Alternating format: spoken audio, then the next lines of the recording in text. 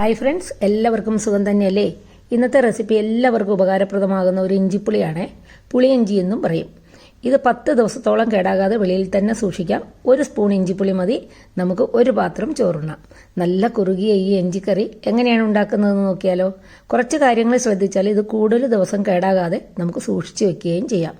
ഞാൻ പറയുന്ന അളവുകളൊക്കെ ഒന്ന് ശ്രദ്ധിക്കണം. ആദ്യം തന്നെ 150 ഗ്രാം ഇഞ്ചി ചിരണ്ടി വൃത്തിയാക്കി വളരെ ചെറുതായിട്ട് കൊത്തി എടുത്തതാണ്. പിന്നെ കുറച്ച് കറിവേപ്പില, അത് നിങ്ങൾക്ക് ഇഷ്ടമുള്ളതിൻ്റെ അത്രയും ചേർക്കാം. ഇതൊരു 100 ഗ്രാം പുളി, വാളംപുളിയാണ്. പിന്നെ ഒരു 3-4 പച്ചമുളക്. ഇത് കുറച്ച് നീളമുള്ളതാണ്, അധികം മൂക്കാത്ത പച്ചമുളക് എടുക്കണം. കാരണം ഇഞ്ചിക്ക് ഓൾറെഡി എരിവുള്ളത് കൊണ്ട് പച്ചമുളക് എരിവ് കൂടിപ്പോയതാണെങ്കിൽ ഇത് കറിക്ക് ഭയങ്കര എരിവായിരിക്കും. പുളി ആദ്യം തന്നെ നല്ല ചൂടുവെള്ളത്തിൽ കുതിർക്കാനായിട്ട് മാറ്റി വയ്ക്കാം. പച്ചമുളക് ചെറുതായിട്ടരിഞ്ഞ് ഇഞ്ചിയുടെ കൂടെ ചേർക്കാം. കറിവേപ്പിലയും ചേർക്കാം. ഇനി ഒരു 4-5 ടേബിൾ സ്പൂണ് വെളിച്ചെണ്ണയിൽ ഈ ഇഞ്ചി ഒന്ന് വറുത്തെടുക്കണം. വറുത്തെടുക്കുമ്പോൾ നല്ലതുപോലെ നല്ല ബ്രൗൺ കളറാകണം. പക്ഷേ കറുത്ത കളറിലോട്ട് മാറരുത്, കരിഞ്ഞു പോകരുത്. കരിഞ്ഞു പോയാൽ ഇഞ്ചിക്കറി ഫുള്ള് ടേസ്റ്റ് മാറിപ്പോവും.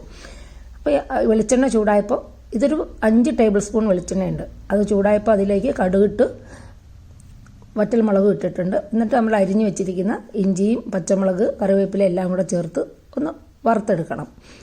അത് ഒരു മീഡിയം ഫ്ലെയിമിലിട്ട് വേണം വറുക്കാൻ. അതുപോലെ തന്നെ ഇത് നിങ്ങൾ അരിഞ്ഞത് കുറച്ച് വലുതായി പോയെങ്കിൽ ആ കടുകും വറ്റൽമുളകും ആദ്യം ഇടാതെ ഇഞ്ചി ഇതുപോലെ വറുത്തതിന് ശേഷം മിക്സിയിൽ വെച്ചിട്ട് ഒന്ന് ക്രഷ് ചെയ്തിട്ട് ചേർക്കണം. മീഡിയത്തിന് താഴെ ഉള്ള ഫ്ലെയിമിലിട്ട് വറുത്തെങ്കിൽ മാത്രമേ എല്ലാം നല്ല കളറായിട്ട് കിട്ടത്തുള്ളൂ, ഇല്ലെങ്കിൽ കരിഞ്ഞു പോകും.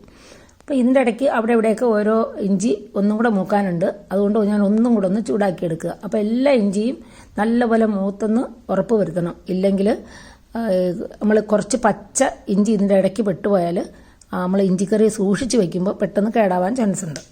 ഇനി സ്റ്റൗ ഓഫ് ചെയ്തതിന് ശേഷമാണ് ഞാൻ ഇതിലേക്ക് 1 ടേബിൾ സ്പൂൺ മുളക് പൊടി, അല്പം മഞ്ഞൾപ്പൊടി, ഒരു 1/4 ടീസ്പൂണ് കായം, ഇത്രയും കൂടെ ചേർത്ത് ഒന്നും കൂടെ ഇളക്കുന്നുണ്ട്. അപ്പോൾ പാത്രത്തിൻ്റെ ചൂട് കൊണ്ട് ആ പൊടികളൊക്കെ ഒന്ന് നല്ലപോലെ ചൂടായി കിട്ടിയിട്ടുണ്ട്. അതിനുശേഷം അതിലേക്ക് നമ്മൾ കുതിർക്കാനായിട്ട് മാറ്റി വെച്ച പുളി ഉണ്ടല്ലോ, 100 ഗ്രാം പുളിയാണ് ഞാൻ എടുത്തിരിക്കുന്നത്. 150 ഗ്രാം ഇഞ്ചിക്ക്, ചിരണ്ടി വൃത്തിയാക്കിയ ഇഞ്ചിയാണ് 150 ഗ്രാം, അതിന് 100 ഗ്രാം പുളി. ഞാനൊരു ഏകദേശം 200 മില്ലി വെള്ളമാണ് പുളി പിഴിയാനായിട്ട് വെച്ചിരുന്നത്. ആ വെള്ളം ചേർത്തു. പിന്നെ ഒരു 100 മില്ലി വെള്ളം കൂടെ ചേർക്കുന്നുണ്ട്. അപ്പോൾ അത്രയും വെള്ളം എല്ലാം ചേർത്തതിന് ശേഷം ആവശ്യത്തിന് ഉപ്പും കൂടെ ചേർത്ത് ലോ ഫ്ലെയിമിൽ ചൂടാക്കുക.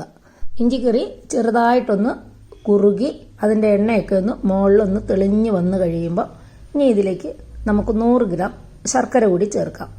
അപ്പോൾ ഇത് അധികം ഇല്ലാത്ത ശർക്കരയായതുകൊണ്ട് ഞാൻ അങ്ങനെ തന്നെ ചേർത്തു. കല്ലുള്ള ശർക്കരയാണെങ്കിൽ ഒന്ന് പൊടിച്ചൊന്ന് ചെറുതായിട്ടൊന്ന് അരിച്ച് ചേർത്താലും മതി. പിന്നെ ഇഞ്ചിക്കറി നമ്മൾ കോരി എടുക്കുമ്പോൾ കല്ലുണ്ടെന്ന് തോന്നുകയാണെങ്കിൽ ഏറ്റവും അടിയിലെ ഭാഗം ഒന്ന് ഒഴിവാക്കി കൊടുത്താൽ മതി. അപ്പോൾ കല്ല് അതിൻ്റെ അടിയിൽ തന്നെ കിടക്കും. അപ്പോൾ ഇഞ്ചിക്കറി നമ്മുടെ ശർക്കര കൂടി ചേർത്തതിന് ശേഷം ഇതെല്ലാം ലോ ഫ്ലെയിമിൽ വെച്ച് വീണ്ടും ചൂടാക്കുക. ഇനിയും ഇത് അങ്ങനെ ഇരുന്ന് ഇഞ്ചിക്കറി ഒന്നുകൂടെ ഒന്ന് കുറുകി ശർക്കര എല്ലാം അലിഞ്ഞു കഴിഞ്ഞ് അത് ഈ ഇഞ്ചിക്കറിയുടെ മുകളിൽ എണ്ണയൊക്കെ ഒന്ന് തെളിഞ്ഞ് വരുന്ന സമയമാണ് ഇതിൻ്റെ കറക്റ്റ് പാകം. കാരണം ഇങ്ങനെ നോക്കുമ്പോൾ ഇത് കുറച്ച് കൂടി കുറുകാനുണ്ട്. പക്ഷേ ഇതൊന്ന് ഇരുന്ന് കഴിയുമ്പോൾ നല്ലപോലെ കുറുകി കിട്ടും. പിന്നെ നമുക്കിതിനകത്ത് ഉലുവപ്പൊടിയും കൂടെ ചേർക്കാനുണ്ട്. അപ്പോൾ ഒന്നുകൂടി ഒന്ന് കുറുകി കിട്ടും. അപ്പോൾ ഞാൻ സ്റ്റൗ ഓഫാക്കി. ആ എണ്ണയൊക്കെ തെളിഞ്ഞു കഴിഞ്ഞാൽ പിന്നെ നമുക്ക് സ്റ്റൗ ഓഫാക്കാം. സ്റ്റൗ ഓഫാക്കിയതിന് ശേഷം നമ്മളതിലേക്ക് ഉലുവാപ്പൊടി ചേർത്തിട്ടുണ്ട്. ഒരു 1/2 ടീസ്പൂൺ ഉലുവാപ്പൊടി ചേർത്തിട്ടുണ്ട്. നല്ല ടേസ്റ്റാണ് ഉലുവാപ്പൊടി ചേർക്കുന്നത്, അത് ഒഴിവാക്കണ്ട. നോക്കൂ, ഇപ്പോൾ ഒന്നുകൂടെ കുറുകി വന്നിട്ടുണ്ട്. ഇനി ഇത് കുറച്ച് സമയം കൊണ്ട് ഇരുന്ന് കഴിയുമ്പോൾ ഒന്നുകൂടി കുറുകും. അപ്പോൾ അതാണ് നമ്മുടെ ഈ ഇഞ്ചിക്കറിയുടെ ഒരു രീതി. അപ്പോൾ ഇനി ഇത് എല്ലാം കൂടെ നന്നായിട്ട് ഇളക്കി യോജിപ്പിച്ച് ഉപ്പൊക്കെ കറക്റ്റാണോ എന്ന് നോക്കുക. ഇനി വേറെ ഒന്നുമില്ല ഇതിനകത്ത് ചേർക്കാൻ. കായത്തിൻ്റെ ടേസ്റ്റ് ഇഷ്ടമുള്ളവർക്ക് അല്പം കായം കൂടെ ചേർക്കാം. എന്നിട്ട് ഇതിനകത്ത് നമ്മൾ വേറെ വെള്ളം ഒന്നും ചേർക്കണ്ട. ഇപ്പോൾ കുറച്ച് സമയം കഴിഞ്ഞപ്പോൾ ഇതാണ് ഇഞ്ചിക്കറിയുടെ പരുവം. നല്ല കുറുകി ഇരിപ്പുണ്ട്. നോക്കുക, ഒരു പ്ലേറ്റിലോട്ട് ഒഴിച്ചു. ഇങ്ങനെ ഒഴിക്കുമ്പോൾ ഇലയിലോ പ്ലേറ്റിലോ ഒക്കെ നമ്മളിങ്ങനെ ഇഞ്ചിക്കറി ഒഴിക്കുമ്പോൾ അത് അവിടെ തന്നെ ഇങ്ങനെ സ്റ്റേബിളായിട്ട് നിൽക്കണം, ഒഴുകി അങ്ങ് പോകരുത്. അതാണ് ഈ ഇഞ്ചിക്കറിയുടെ കൺസിസ്റ്റൻസി. ഇലയിലേക്ക് പാത്രത്തിലേക്ക് വിളമ്പുമ്പോൾ പുളിയിഞ്ചിയുടെ ചുറ്റും ഇതേപോലെ എണ്ണ തെളിഞ്ഞ് നിൽക്കുന്നതാണ് കറക്റ്റായിട്ടുള്ള പാകം.